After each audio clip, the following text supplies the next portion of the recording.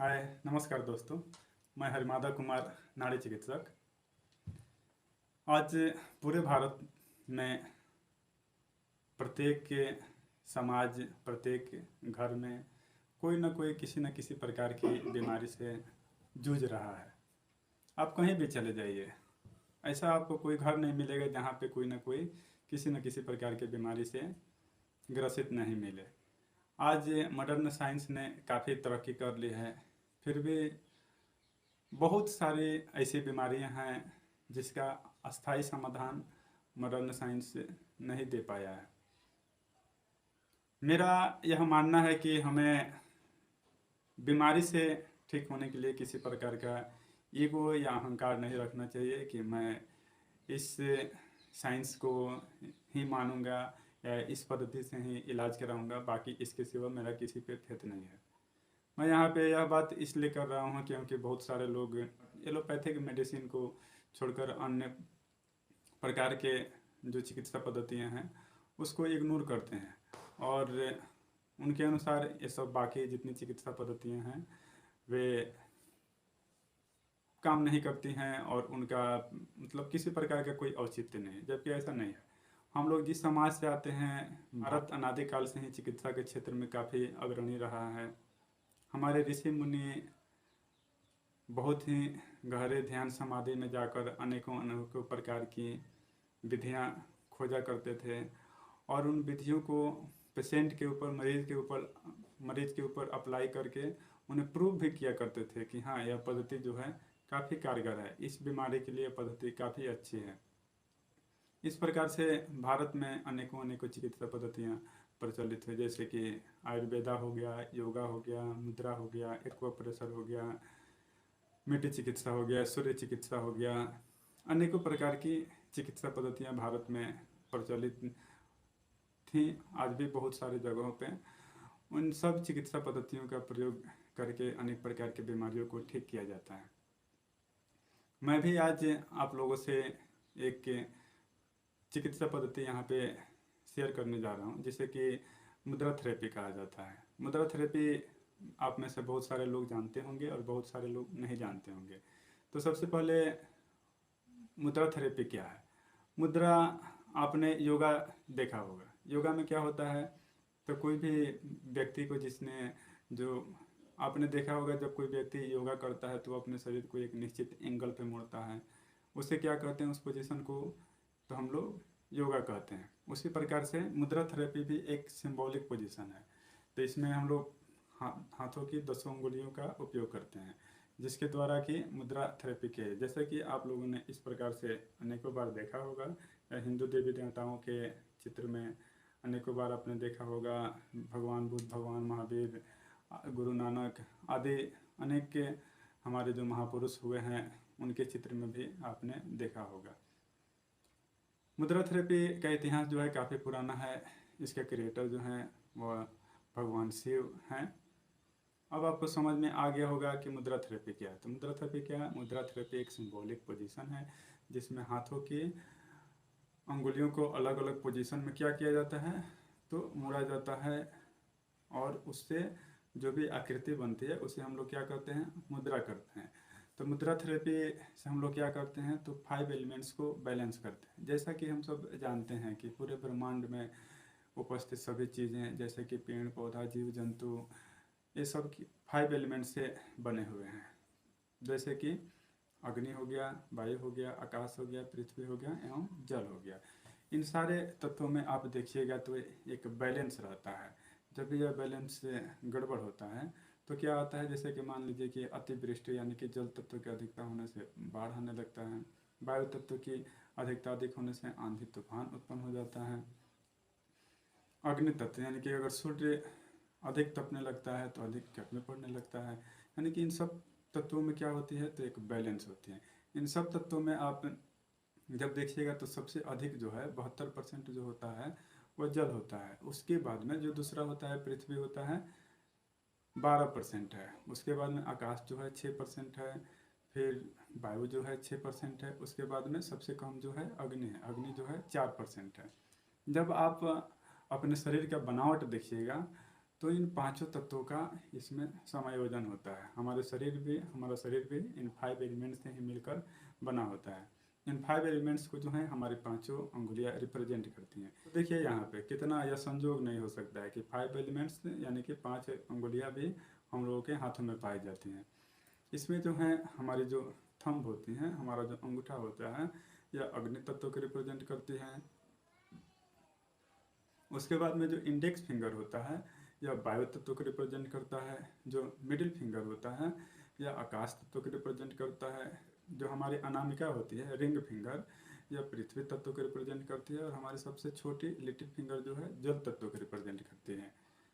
हम लोगों के शरीर में भी जब आप देखिएगा तो इन पांचों तत्वों का समायोजन बहुत ही अच्छा तरीका से होता है। कि मनुष्य शरीर में ब्लड एवं फ्लूइड जो है किस चीज़ को रिप्रेजेंट करती हैं, तो वाटर को रिप्रेजेंट करती हैं। बोन एवं मसल्स किस चीज़ को रिप्रेजेंट करती हैं, तो पृथ्वी तत्व को रिप्रेजेंट करती हैं। हमारे सांसों द्वारा पास होने वाली गैसें किस चीज़ को रिप्रेजेंट करती हैं, तो वायु तत्व को रिप्रेजेंट करती हैं। बॉडी में प्रेजेंट ऑर्गन एवं ज्वाइंट्स के बीच में जितने गैप हैं उस वे किस चीज़ को रिप्रेजेंट करती हैं, तो आकाश तत्व को रिप्रेजेंट करती हैं। उसके बाद में हमारे शरीर का टेम्परेचर जठराग्नि किस चीज़ को रिप्रेजेंट करती हैं, तो अग्नि तत्व को रिप्रेजेंट करते हैं। हमारे शरीर में इन तत्वों का बहुत ही अच्छा बैलेंस होता है। इनके कम या अधिक होने से हमें अनेक प्रकार की समस्याएं आने लगती हैं, जिसे हम लोग क्या कहते हैं, बीमारी कहते हैं। जैसे कि मान लीजिए अगर वाटर तत्व अधिक होने से यानी कि जल तत्व के अधिक होने से क्या क्या परेशानियां हो सकती हैं। आपको कफ हो सकता है, ब्लड प्रेशर हाई हो सकता है, शरीर में सूजन हो सकता है। वायु तत्व की अधिकता होने से क्या हो सकता है, कंस्टिपेशन हो सकता है। पूरे शरीर में जॉइंट्स में दर्द आ सकता है। आकाश तत्व की कम होने से क्या हो सकता है, तो आपके ऑर्गन जो है एक दूसरे के समीप आ जाएंगे, जिससे घर्षण होने लगता है। जॉइंट्स में जो गैप होता है उसके कम होने से दो जॉइंट्स के बीच में जब गैप कम हो जाता है तो दो हड्डियां आपस में घिसने लगती है, जिससे दर्द उत्पन्न होता है। अग्नि तत्व के अधिक होने से शरीर में हीट बढ़ जाती है, जिससे कि बुखार हो जाता है। पृथ्वी तत्व की अधिकता होने से आप अधिक मोटे हो सकते हैं। इस प्रकार से इन 5 एलिमेंट्स के कम या अधिक होने से अनेक प्रकार की बीमारियां हम लोगों के शरीर में होती हैं। अगर आप चाहें तो इन पांचों एलिमेंट्स को अपने 10 अंगुलियों द्वारा बैलेंस कर सकते हैं। देखिए मुद्रा जो है वो अनेकों प्रकार की होती हैं, जो कि हम लोग आगे आने वाले वीडियो में एक एक करके देखेंगे। ये मुद्रा जो है आप अन्य किसी भी प्रकार के ट्रीटमेंट के साथ में ले सकते हैं। चाहे आप एलोपैथिक ले रहे हों, आयुर्वेदा ले रहे हों, या आप योगा कर रहे हों, या आप यूनानी मेडिसिन ले रहे हों, या आप अन्य किसी भी प्रकार की थेरेपी ले रहे हों, या अन्य किसी प्रकार की चिकित्सा ले रहे हों, उसके साथ में आप मुद्रा को कर सकते हैं। इसका कोई साइड इफ़ेक्ट नहीं है।